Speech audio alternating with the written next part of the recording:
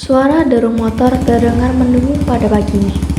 Segerombolan kawanan laki-laki yang memakai seragam sekolah dan menggunakan jaket hitam. Gambar burung elang yang terdapat di punggung jaket merupakan simbol geng Lavaska, geng yang sangat terkenal di Jakarta. Mereka sedang menuju Warmo, tempat titik mereka biasa kumpul. Warmo adalah sebutan sebuah tempat seperti rumah yang dibuat untuk markas mereka. Dibangun di atas tanah yang dibeli oleh Lavaska Angkatan Pertama, yang mana merupakan pendiri pertama geng motor tersebut. Letaknya tepat di pojok jalan, membuat tempat ini jarang untuk dilewati. Rumah yang dibuat tidak terlalu besar ini mempunyai beberapa ruangan selayaknya rumah biasa. Terdapat ruang makan, ruang bersantai, ruang olahraga, dan lain-lain. Sampainya di Warmo, mereka langsung memarkirkan motor-motor mereka di halaman markas yang sudah disediakan. Gue dengar-dengar kalau besok bakalan ada rapat guru dan sekolah bakalan dipulangin cepet. Gimana kalau besok kita adain perekrutan anggota baru? Ucap Danu yang sedang duduk sambil menikmati segelas kopinya. Boleh juga tuh kata Danu. Gimana menurut lo, Sah? Saut anggota yang lain. Angkasa, pria yang sedang berjalan menuju salah satu kamar yang tersedia di sana, seketika berhenti dan diam sejenak. Kumpulin semua anak-anak besok. Jangan sampai ada yang gak datang. Setelah berkata seperti itu, Aksara masuk ke dalam kamar untuk mandi. Oke, siap bos. Ucap Danu. Tak kalah sambil memberikan hormat pada Aksara. No, dari mana lo? Tahu kalau besok ada rapat? Perasaan tadi gak ada pemberitahuan dah. Varno yang dari tadi diam, tiba-tiba bertanya pada Danu. Duh no, lu kayak gak tahu gue aja. Gue kan ada mata-mata. Jawab Danu sambil menunjukkan ekspresi sombongnya yang membuat orang lain ada yang merasa jengkel dan tertawa. Selesai mandi, Aksara duduk di sofa sebelah Vino. Kapan rapat guru ya? Setelah istirahat pertama, dan kayaknya bakal lama. Soalnya katanya mereka mau bahas soal sekolah. Kata Danu. Oke, besok kita umumin di sekolah. Pulang sekolah ya, kita kumpul di lapangan belakang. Oh iya, Sa. Kita mau rekrut berapa orang? Ucap Vino. Aksara dengan mata yang masih terpejam menjawab. 40 sampai 50. Nggak kesedikitan, Sa. Ucap Vino. Karena tahun lalu seniornya saja menerima hampir 80 orang. Kita gak butuh banyak anggota. Yang kita butuhin orang-orang yang bisa bertanggung jawab sama tugasnya. Percuma banyak anggota, tapi banyak yang gak berguna. Jawab Aksara. Iya sih. Oke kalau gitu. Duh, gue jadi gak sabar buat besok. Tidak tahu kenapa, Vanu sangat bersemangat menunggu hari esok. Keesokan harinya, hari ini lapangan SMA Angkasa sedang ramai-ramainya. Sebab hari ini serombongan murid laki-laki sedang melaksanakan perekrutan anggota baru. Woi, kalian di sana. Bisa barisan bener gak? Ucap Hasta sambil menunjuk dan berteriak kencang pada seorang murid kelas 10 yang dari tadi terlihat tidak mendengarkan arahan yang diberikan oleh teman-temannya. Baris woy lah, cowok ketakut panas. Teriak Raska di hadapan murid-murid kelas 10 yang mencalonkan diri sebagai anggota baru Lavaska. Saat dirasa sudah cukup tertata, Aksara yang merupakan ketua geng tersebut melangkah maju, mulai memperhatikan setiap barisan. Postur tubuh tegap, mata yang tajam, raha yang tegas, membuat pria itu terkesan berwibawa. Saat sedang mengamati setiap barisan, tiba-tiba Aksara berhenti pada salah satu barisan. Lo, yang di belakang kribo, keluar. Murid yang merasa dirinya dipanggil tetap diam di barisannya. Tidak berani keluar karena dia sangat takut melihat Aksara. Aksara yang melihat itu sangat jengkel, namun masih mempunyai sedikit kesabaran. Murid itu tidak mau maju karena mendengar ancaman Aksara, karena dia pikir lebih baik dia yang maju daripada Aksara yang menyeret dia ke depan. Itu sama saja membangunkan singa yang tertidur. Siapa nama lo? Tanya Aksara kepada orang yang ada di depannya.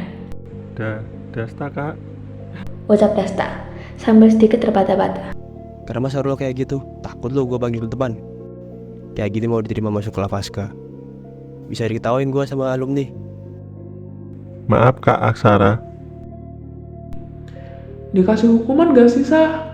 Ucap Danu mengompor-ngompori Aksara. Mulai tuh di Danu. Di Danu. Ucap anggota Lavaska yang lain. Lo sekarang jangan jongkok muterin lapangan 2 kali, cepet. Ucap Aksara pada Dasta. Tanpa Dasta bantah, dia langsung melakukan hukumannya. Lo yang di sana, gue lihat-lihat dari tadi rame mulu. Kerban lo jangan Desta, jangan jongkok keliling lapangan. Setelah Aksara berkata seperti itu, ia langsung menyuruh Raksa untuk menggantikan dia mengawasi adik kelas, karena dia ingin ke kantin untuk membeli minum. Rak, lo urus saya, gue mau ke kantin. Ucap Aksara yang berlalu meninggalkan Raksa. Saat Aksara sedang menuju ke kantin, tiba-tiba kepalanya terasa sakit, seperti ada seseorang yang melempar bola kepadanya. Saat dia melihat sekeliling, dia melihat 4 siswi perempuan yang ada di lapangan sedang menatap ke arahnya. Dengan rasa kesal dia menghampiri siswi tersebut, berniat bertanya siapa yang sudah melempar bola ke arahnya. Sementara di sisi lain, pelaku pelemparan bola tersebut merasa panik ketika melihat korban yang terkena lemparan bola tersebut menuju ke arahnya. Gimana ini kakak itu kena ke arah ini? Ucap Clara pada teman-temannya. Lu sih Clara, makanya jangan lempar bola kenceng-kenceng. Bukannya Manda membantu meredakan kepanikan Clara, justru ucapan Manda makin membuat Clara bingung sendiri. Man, bantuin gue, Man. Gue gak kena kartu kakak kelas. Ucap Clara sembari menggoyangkan lengan Manda. Udah, lo ntar langsung minta maaf aja. Ucap Sinta berusaha mengurangi kepanikan Clara. Saat Aksara sampai di depan mereka berempat, Aksara akan langsung bertanya di antara mereka berempat, siapa yang melempar bola tersebut. Namun, belum sempat dia bertanya, ada satu cewek yang maju ke depannya dan langsung berkata bahwa dia yang tidak sengaja melempar bola kepada Aksara. Siapa nama lo? Tanya Aksara karena dia penasaran dengan gadis di depannya yang sangat terlihat berani. Clara, Kak. Jawab Clara sambil menundukkan kepala karena tidak berani melihat wajah kakak kelas di depannya ini. Aksara yang melihat itu langsung memberi kode kepada teman-teman Clara yang ada di belakang untuk menyuruh mereka pergi. Kenapa lo jawab sambil nunduk? Lo gak tahu siapa gue? Ucap Aksara sambil menatap sadis di depannya dengan tatapan yang menusuk. Saya gak tahu, Kak. Clara yang merasakan merinding mendengar suara Aksara lantas menjawab pertanyaan Aksara dengan sejujurnya. Karena dia murid kelas 10 dan dia belum mengenal banyak orang yang ada di SMA Angkasa. Aksara yang geram melihat kelakuan Clara berkata, Kalau ngomong sama orang, lihat mukanya. Jangan lihat bawah terus, gak sopan. Clara yang mendengar hal tersebut langsung mengangkat wajahnya untuk melihat Aksara. Maaf, Kak. Lo mau bola ini? Tanya Aksara dengan nada dingin. Aksara mengangkat sebelah alisnya. Pria bertubuh tinggi dan besar itu melihat Clara yang ada sudah mengangkat wajahnya tanpa basa-basi melempar bola tersebut pada Danu. Danu yang mendapat lemparan tiba-tiba dari Aksara dengan sigap menangkap bola tersebut. Clara yang melihat apa yang dilakukan kakak kelas depannya melotot karena melihat bola tersebut malah dilempar ke orang lain, yang dimana membuat Clara tambah malu karena dilihat hampir seluruh sekolah.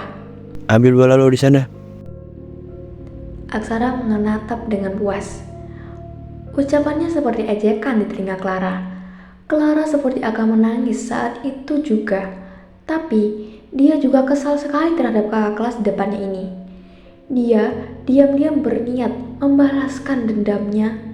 Batin Clara sambil mengepalkan tangannya. Saat Clara menuju kelas, banyak sekali orang-orang yang membicarakan dia. Ada yang berkata bahwa dia melakukan hal itu karena sengaja ingin mencari perhatian Aksara. Dan ada yang merasa kasihan padanya. Namun, dia tidak mendengarkan semua perkataan tersebut karena dia tidak peduli dan tidak ingin ambil pusing. Sekarang, yang dia pikirkan hanyalah rencana yang akan dia lakukan untuk membalas kakak kelasnya tersebut.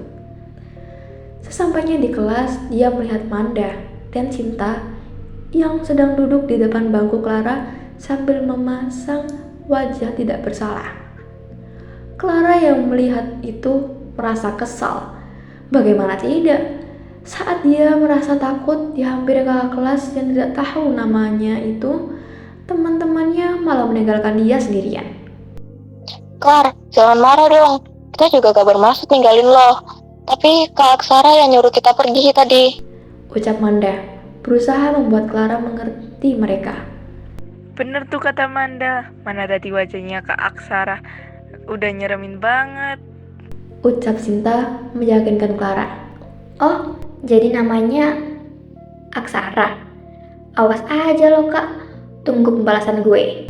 Batin Clara tanpa diketahui teman-temannya. Keesokan harinya, suara alarm terdengar nyaring di sebuah kamar yang gelap. Terlihat seorang wanita yang mulai terganggu dengan suara itu. Mulai meraba-raba meja di samping tempat tidurnya.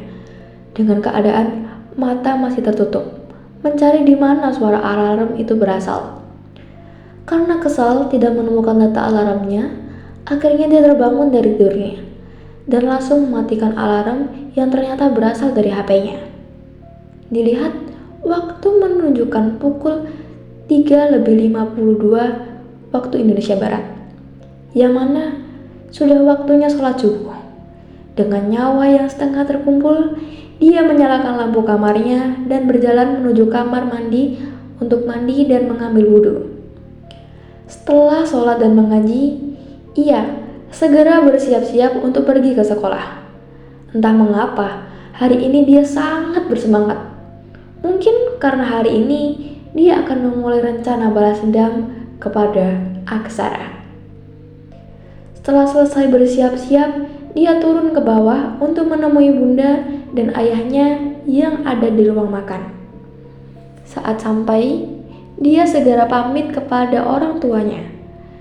Karena hari ini dia harus datang lebih awal untuk piket pagi. Kakak benar gak mau sarapan dulu? Ucap sang bunda kepada Clara yang sedang menggunakan sepatu. Nanti Clara makan di sekolah aja bun, gak keburu soalnya, takut macet, nanti gak sempet piket. Berjalan ke arah bundanya untuk pamit. Saat Clara sampai di sekolah, dia melihat Aksara juga datang. Untung gue datang pagi, jika bisa tahu motor Kak Aksara yang mana. Kalau gini kan gue jadi bisa jalan rencana dengan gampang. Batin Clara seraya meninggalkan parkiran dan berjalan menuju kelas. Bel sekolah pun berdering. Tanda waktu pelajaran akan dimulai. Namun, sudah 20 menit Pak Toto, guru biologi, tak kunjung datang. Tiba-tiba terdengar suara pemberitahuan jika hari ini ada rapat guru. Mendengar hal itu, anak-anak langsung bersorak senang karena kapan lagi biologi ada jam kos. Ada yang pergi ke kantin, ada yang langsung berkumpul dengan teman segengnya, sama halnya dengan Manda dan Cinta, yang langsung ke meja Clara untuk menanyakan kenapa dia dari tadi terlihat seperti bahagia, padahal kemarin wajahnya ditekuk seharian. Clar, lo kenapa dah? Dari tadi kita lihat senyum-senyum sendiri. Lo gak mungkin gila kan, Clar? Ucap Manda pada Clara. Clara yang mendengar ucapan Manda langsung memasang wajah tidak terima. Wah, enak banget lo kalau ngomong. Gue seneng banget karena hari ini gue bakalan jalanin rencana balas dendam gue. Lo mau balas dendam siapa, gila? Clara yang mendengarkan perkataan Manda hanya bisa terdiam dan mengangguk. Lo mau balas dendam ke Aksara ya?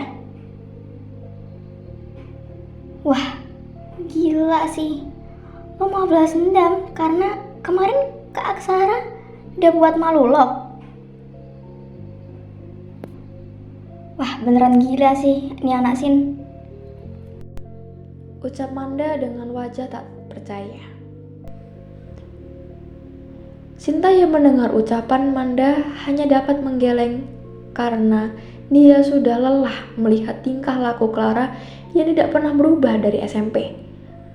Membalas semua yang membuat dia malu dan tidak pandang bulu. Maupun Manda tidak mau membantu Clara dalam rencananya, dia tetap saja ingin tahu apa yang akan dilakukan oleh temannya ini. Rahasia, lo lihat aja ntar. Ucap Clara sambil mengeluarkan senyum yang menjengkelkan. Bel pulang sudah terdengar. Aksara dan teman-temannya langsung saja menuju ke parkiran untuk pulang. Saat sesampainya dia di parkiran, dia melihat ban sepeda motornya yang kempes. Sepertinya ada yang sengaja mengempesi ban motor itu. Ada yang sengaja motorin ban motor gue. Suara Aksara terdengar sangat dingin dan membuat semua teman-temannya yang ada di sana melongo heran. Siapa yang berani melakukan itu kepada motor Aksara yang terkenal menakutkan?